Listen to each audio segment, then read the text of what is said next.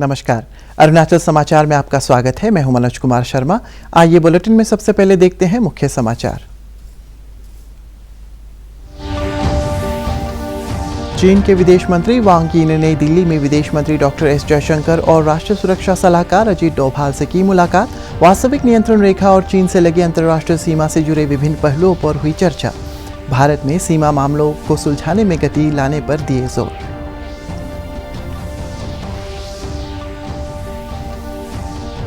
केंद्रीय कानून मंत्री किरण रिजिजू ने लोकसभा में बताया, देश में एक मतदाता सूची बनाने पर विचार कर रही है सरकार। फर्जी वोटिंग रोकने के लिए भी उठाए जा रहे हैं जरूरी कदम। कानून मंत्री ने कहा, भारत को विश्व की सर्वश्रेष्ठ मतदान प्रणालियों में से एक होने पर गर्व।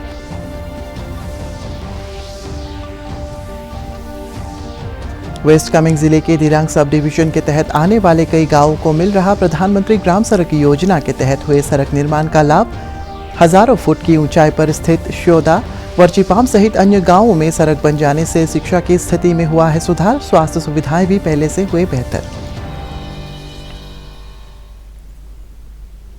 चीन के विदेश मंत्री वांग यी ने आज नई दिल्ली में विदेश मंत्री डॉक्टर एस जयशंकर से मुलाकात की। इससे पहले वांग यी ने आज सवेरे राष्ट्रीय सुरक्षा सलाहकार अजीत डोभाल से मुलाकात की थी। चीन के विदेश मंत्री गुरुवार को नई दिल्ली पहुंचे थे। 2 साल से लद्दाख में जारी गतिरोध के बाद चीन के उच्च स्तरीय नेता की यह पहली भारत यात्रा है। चीनी विदेश मंत्री की यात्रा के बारे में मीडिया को जानकारी देते हुए विदेश मंत्री डॉक्टर एस जयशंकर ने कहा है कि अपने चीनी समकक्ष के साथ उन्होंने सीमा सहित कई अन्य मुद्दों पर चर्चा की। Naturally been on the situation in our border areas. Our meeting had led to an understanding on disengagement and de-escalation.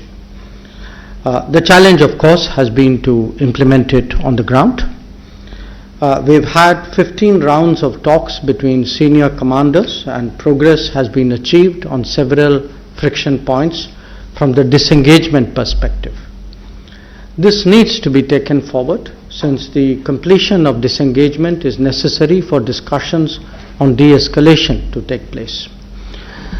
I would describe our current situation as work in progress, obviously at a slower pace than desirable, and my discussions with FM Wang Yi today were aimed at expediting that process. The impact of the tension in the border areas on the overall relationship has been visible in the last 2 years. This is only natural since peace and tranquility in the border areas have been the foundation of stable and cooperative ties. Indeed, we have agreements that were designed explicitly to strengthen this foundation and prevent the kind of situation that we are seeing today. I was very honest in my discussions with Chinese Foreign Minister, especially in conveying our national sentiments on this issue. The frictions and tensions that arise from China's deployment since April 2020 cannot be reconciled with a normal relationship between two neighbors. केंद्रीय विधि और न्याय मंत्री किरण रिजिजू ने लोकसभा में एक सवाल के जवाब में आज कहा है कि भारत के चुनाव आयोग के अधिकारियों को चुनावी प्रक्रिया प्रशिक्षण देने के लिए अन्य देशों द्वारा आमंत्रित किया गया था। उन्होंने कहा है कि भारत को विश्व की सर्वश्रेष्ठ मतदान प्रणाली में से एक होने पर गर्व है। श्री रिजिजू ने सदन को यह भी बताया कि सरकार देश में अनिवार्य मतदान को लागू करने के लिए कोई कानून बनाने पर विचार नहीं कर रही है। कानून मंत्री ने कहा है कि देश में एक मतदाता सूची बनाने पर सरकार विचार कर रही है और फर्जी वोटिंग रोकने के लिए भी जरूरी कदम उठाए जा रहे हैं। फर्जी वोटिंग को रोकने के लिए और एक मात्र इलेक्टोरल रोल हो जिसको सारा स्टेट और यूनियन टेरिटरी फॉलो करे, इसका भी हमारा विचार है। तो इसके लिए क्योंकि हम चाहते कि ज्यादा से ज्यादा लोग वोटिंग करें लेकिन फर्जी वोटिंग से रुके, इसलिए जो पिछले इलेक्टोरल रिफॉर्म्स हम लाए थे उसमें हमने एक इलेक्टोरल रोल को आधार के साथ लिंक करने का प्रावधान भी उसमें रखा है। अभी वो कंपलसरी नहीं है, वॉलंटरी है, लेकिन इससे जो डबल नाम होते हैं, फर्जी वोटिंग होते हैं, जो बोगस वोटिंग होते हैं, उसमें भी रुकने का बड़ा इसमें कामयाब होने का संभावनाएं है। और भी आगे इलेक्टोरल रिफॉर्म्स के लिए जो भी जरूरत कदम है हम उठाएंगे और हमारे सरकार के सोच में है कि one nation one voter list हो, ये हमारा सोच है, और साथ साथ में एक क्लीन इलेक्टोरल वोटिंग सिस्टम हो, ये भी हमारा सोच है।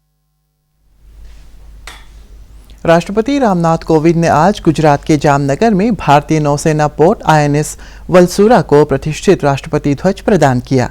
राष्ट्रपति ध्वज युद्ध और शांति दोनों स्थितियों में किसी सैन्य इकाई की विशिष्ट सेवा को मान्यता देने के लिए प्रदान किया जाता है। इस अवसर पर राष्ट्रपति रामनाथ कोविंद ने कहा है कि भारतीय सशस्त्र बल का सर्वोच्च कमांडर होने के नाते उनके लिए यह अत्यंत संतोषजनक और गर्व का क्षण है। उन्होंने कहा है कि INS वलसूरा ने पेशेवर उत्कृष्टता प्राप्त कर ली है और अपनी जिम्मेदारियों का श्रेष्ठता के साथ निर्वहन किया है। इस अवसर पर रस्मी परेड का आयोजन किया गया और राष्ट्रपति को गार्ड ऑफ ऑनर दिया गया। वर्ष 1942 में स्थापित INS वलसूरा भारतीय नौसेना के लिए प्रमुख प्रशिक्षण इकाई है। Congratulate the Indian Navy and in particular the officers and sailors of INS Balsura for achieving this remarkable feat. I also congratulate you for an excellent parade, immaculate turnout and high standard of drill and discipline. The beautiful city of Jamnagar is an important center for industry and economy. The fact that Jamnagar has a station of all three arms of the armed forces, Army, Navy and the Air Force underlines its strategic importance. I visited Visakhapatnam last month for the Presidential Fleet Review 2022. It was my honor reviewing the entire fleet of the Indian naval ships, submarines, aircrafts lined up in precise symmetry and maneuvering across the Bay of Bengal. The fleet review showcased India's maritime power and reinforces our faith in the capability of Indian Navy to ensure maritime security. West Kameng जिले के Dirang sub division के तहत आने वाले कई गांवों को प्रधानमंत्री ग्राम सड़क योजना PMGSY के तहत हुए सड़क निर्माण से काफी लाभ हुआ है। इनमें श्योदा, वर्चीपाम सहित कई अन्य गांव शामिल है। समुद्र तल से करीब 7000 फीट की ऊंचाई पर स्थित श्योदा और इसके आसपास के गांवों में प्रधानमंत्री ग्राम सड़क योजना के तहत सड़क बन जाने से बच्चों की शिक्षा व्यवस्था भी सुधार हुआ। इन गांवों में स्वास्थ्य कर्मियों ने भी सेवाएं देनी शुरू कर दी है और व्यवसाय के लिए दूर जाने वाले लोगों को भी काफी लाभ मिला है। यहाँ में रोड निकला, पहले हम लोग जिम क्या, अभी यहाँ तालु क्या था, रास्ता उसा भी नहीं था, अभी बीमार उम्र से भी तो अभी बुक्की जाना पड़ता था, कुछ भी होना था वो करता था। अभी तो रोड भी निकला, अच्छा हो गया है, लेकिन राशन पानी उन्हें पूरा ये अच्छा यहाँ। पहले तो ऐसे रास्ता भी नहीं था, बहुत तकलीफ मिल गया था। अभी गाड़ी भी इधर में पहुँच गया सर, अभी तकलीफ नहीं हो रहा है सर। अभी बहुत रास्ता खुल के बहुत अच्छा हो गया सर। पहले तो दुख बीमार में भी बहुत अच्छा था, अच्छा नहीं था सर। आजकल तो रास्ता खुला ना सर, आता अच्छा हो गया सर। हाँ, डॉक्टर के पास में जाने से आया, अप डाउन में तो आया, कितना तकलीफ नहीं हुआ था ना सर। अभी 1000-2000 लेता है 12, तो अभी तो बहुत अच्छा हो गया सर। अभी डॉक्टर आते सर ना, बच्चे लोग को पोलियो देने के लिए आते ना सर। पहले तो नहीं आता था सर, अभी तो रास्ता खुल गया ना सर, इसलिए आते सर। Thank you sir. पहले जो रोड नहीं था उसमें हमारा ये स्कूल में यही लोकेलिटी का वर्चीपाम बोलता है इसका, यही लोकेलिटी का बच्चा लोग पढ़ने आता था। अभी ये रोड बनाने के बाद नियर बाय स्कूल यही फीडिंग स्कूल है, सागर बोल के है, वहाँ का बच्चा लोग भी यहाँ आकर पढ़ना शुरू हो गया, यही फायदा हुआ है। और हमारा ये रोड बनाने के बाद हमारा यहाँ गाँव वाला को बहुत बेनिफिट हुआ है कि जैसे बीमार हो जाने से गाड़ी में अपना एम्बुलेंस हो, अपना प्राइवेट गाड़ी हो, उसमें डालकर हॉस्पिटल में चला जाता है। और हमारा जैसे राशन जो गवर्नमेंट ने BPL वाला देता है या फ्री वाला राशन देता है, तो हमारा यहाँ का अंचल आजकल तो ये क्या बोलते हैं GPC बोलता है, इन लोग ने राशन कार्ड को जमा करके इन लोग ने यहाँ ही लेकर बस्ती वालों को ये प्रोवाइड करता है। और हमारा यहाँ में सामने में शोदा, सोपुइसा, अत्तापई, दुम्पांग बोल के है। इन लोग रोत हो जाने के बाद बच्चों को कोई दिक्कत नहीं होता है। पहले तो बहुत दिक्कत होता था क्योंकि ब्रिज भी नहीं था, अभी स्टील ब्रिज हो गया और यहाँ पर वो बच्चा लोग पे आसान से छोटा से छोटा बच्चा भी अपने पैदल आकर यहाँ पर क्रॉस कर रहा है। हिमालय के ऊंचे पर्वतों पर बसे शावदा गांव में बमुश्किल 1 दर्जन घर हैं और यहाँ की आबादी बमुश्किल 150 होगी। लेकिन प्रधानमंत्री ग्राम सड़क योजना के तहत सड़क बन जाने से इनके जीवन में काफ़ी सकारात्मक बदलाव आए हैं। पहले यहाँ के लोगों को अपने बच्चों को स्कूल भेजने के लिए काफ़ी मुश्किलों का सामना करना पड़ता था और अगर किसी को अस्पताल जाना होता था तो वो अपने नज़दीकी कस्बे दिरांग तक जाने के लिए पहाड़ों को पार कर जाते थे, जो निश्चित तौर पर काफ़ी दुरूह होता था। लेकिन अब यहाँ के लोगों की ज़िंदगी काफ़ी आसान हुई है। वेस्ट कामेंग ज़िले के शावदा गांव से अपने सहयोगी संदीप ठाकुर के साथ मैं प्रियभांशु रंजन, DD न्यूज़। रक्षा मंत्री राजनाथ सिंह ने लोकसभा में इस बात को फिर दोहराया है कि सरकार आत्मनिर्भर योजना के तहत रक्षा उपकरणों का देश में ही उत्पादन करने पर जोर दे रही है। श्री सिंह ने कहा है कि रक्षा खर्च रक्षा क्षमताओं को बढ़ाने, आवश्यकताओं को पूरा करने और आधुनिकीकरण के लिए किया जाता है। रक्षा मंत्री ने कहा है कि वर्ष 2013-14 में रक्षा बजट को 2,53,346 करोड़ रुपए था, जबकि वर्ष 2022-23 में ये दोगुना होकर 5,25,166 करोड़ रुपए हो गया है। श्री सिंह ने कहा है कि समय समय पर खर्च की समीक्षा की जाती है ताकि ये सुनिश्चित किया जा सके कि आवंटित धन का संचालन गतिविधियों के लिए किफायती तरीके से उपयोग हो। कारगिल रिव्यू कमेटी जो है बनाई गई थी और जिसने कि बहुत ही एक कॉम्प्रिहेंसिव और एक डिटेल अपनी रिपोर्ट दी थी, जिसमें इस कमेटी में सेना के जो प्रेजेंट हमारे ऑफिशियल्स हैं वह मौजूद थे, यक्स सर्विसमैन ये भी उसके मेंबर थे, पॉलिटिकल लीडर्स थे, डिप्लोमेट्स थे, सारे लोग इस कमेटी के मेंबर थे। बहुत ही गंभीरतापूर्वक इन्होंने यह विचार किया कि यह डिफेंस में बजट एलोकेशन जो होता है वह किस रूप में किया जाना चाहिए। उस समय भी कुछ लोगों के द्वारा मांग की गई थी कि GDP का सर्टेन रेशियो होना चाहिए, लेकिन इस कारगिल रिव्यू कमेटी ने जो अपनी रिकमेंडेशन दी है, मैं माननीय सदस्य को बतलाना चाहता हूं कि इस कमेटी ने कहा कि डिफेंस के लिए GDP के किसी फिक्स परसेंटेज के एलोकेशन की जरूरत नहीं है। यानी इस GDP के किसी फिक्स परसेंटेज के एलोकेशन की रिकमेंडेशन इस कारगिल रिव्यू कमेटी ने नहीं की थी उस समय भी। और साथ ही यह कारगिल रिव्यू कमेटी ने यह भी कहा था कि हमें देखना चाहिए कि डिफेंस पर हुए हर 1 रुपये का खर्च खर्च हुए हर रुपये पर कि हमको एक मैक्सिमम वैल्यू मिले।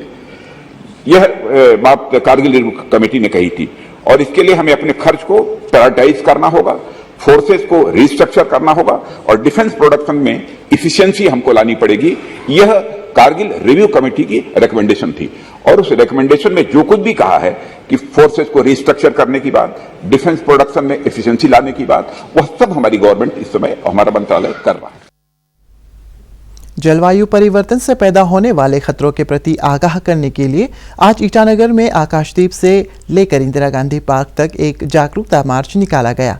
कुछ सामाजिक संगठनों द्वारा आयोजित इस मार्च में अपर सुबनसिरी, दिबांग वैली, ईस्ट कामेंग सहित राज्य के कई जिलों के लोगों ने हिस्सा लिया और अपने जिलों की स्थानीय पर्यावरणीय मुद्दों से लोगों को अवगत कराया। इस दौरान पर्यावरण विषय पर ओपन माइक पोएट्री का आयोजन और पौधारोपण भी किया गया। बचाना मीन्स ह्यूमन बींग्स को बचाना है। सी, may it be religion or may it be government or may it be a big person, environment is above all. जिस दिन ये पानी, नदी, नाला, जिस दिन ये जंगल, पहाड़ खत्म हो जाएगा तो our existence will be under threat. So through global climate strike we are trying to tell the people कि at least we should preserve the natural Changlang जिले के बोरदुमसा सर्कल के नामलेंग गांव में गुरुवार को नाबार्ड द्वारा प्रायोजित micro enterprises development programme MEDP का आयोजन किया गया। फूड प्रोसेसिंग और बेकरी प्रोडक्ट्स पर केंद्रित इस कार्यक्रम में निरकॉम के तहत गठित विभिन्न स्व सहायता समूहों के 30 से ज्यादा सदस्यों ने हिस्सा लिया। उन्हें केक, पेस्ट्री, मफिन्स, कपकेक सहित कई अन्य चीजें बनाने का प्रशिक्षण दिया गया और इनकी पैकेजिंग और मार्केटिंग के तरीके भी बताए गए। भारत का शानदार स्वाधीनता संघर्ष आधुनिक विश्व के महानतम संघर्षों में से एक है। दूरदर्शन समाचार द्वारा प्रसारित किए जा रहे आज़ादी का सफर में आज हम बात करेंगे गांधीवादी और स्वतंत्रता सेनानी उषा मेहता के बारे में। आज हम गांधीवादी और स्वतंत्रता सेनानी उषा मेहता को याद कर रहे हैं, जिनका जन्म 25 मार्च 1920 को सूरत में हुआ था। बचपन से ही वे ब्रिटिश शासन से संघर्ष में सक्रिय रूप से भाग लेने लगी थीं। 1928 में 8 वर्ष की अल्पायु में उषा ने पहली बार साइमन कमीशन के विरोध प्रदर्शन में हिस्सा लिया। बालिका होने के बावजूद वे शराब की दुकानों के सामने विरोध प्रदर्शन किया करती थीं और गुपचुप विभिन्न पर्चे बांटा करती थीं। नमक सत्याग्रह के दौरान उषा समुद्र का पानी अपने घर लाई और उससे नमक बनाया। उषा ने 1939 में बम्बई के विल्सन कॉलेज से स्नातक शिक्षा प्राप्त की और कानून की पढ़ाई के लिए तैयारी करने लगी। लेकिन 1942 में भारत छोड़ो आंदोलन की घोषणा के साथ ही उन्होंने पढ़ाई बंद करने और स्वाधीनता संघर्ष में शामिल होने का फैसला किया। 1942 के कांग्रेस अधिवेशन में उषा मेहता। अरुणाचल समाचार के आज के अंक में इतना ही। जाने से पहले आप सभी से अनुरोध है कि कोविड-19 के दिशा निर्देशों का पालन करें, हमेशा मास्क लगाएं, बार बार हाथ धोएं और सोशल डिस्टेंसिंग के नियमों को मानें। कोरोना महामारी से बचाव के लिए आपका वैक्सीन लगवाना भी जरूरी है। अगर आप वैक्सीन लगवाने के पात्र हैं तो जरूर लगवाएं। हम कल फिर हाजिर होंगे अरुणाचल और देश और दुनिया की खबरों के साथ। चलते चलते आपको बता दें कि आप अरुणाचल समाचार हमारे YouTube channel DD news Arunachal पर भी देख सकते हैं। देखते रहिए अरुण प्रभा। नमस्कार।